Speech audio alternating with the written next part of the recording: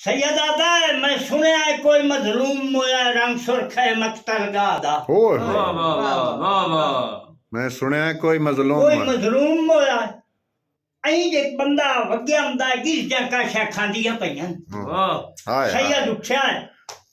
पुछया ऐजू लग्या इना गिरजा कोलों आख्या नहीं जी मैं थोड़ा जिहा ऐजू लग्या उस आख्या की पईयां खांदियां मैनू जी नहीं पता मैं थोड़ा जिहा सैयदा ऐजू लग्या सैयद दी कलम उठी है सैयदादा मैं सुनया है कोई मजलूम होया रंग सुरख है मकतलगा गा ओए दे जिगर दे टुकड़े पै दस्तेन किसे मारिया तीर निगाह ਨਿਗਾ सैयदादा एदे लगदियां नू इतला नहीं ढई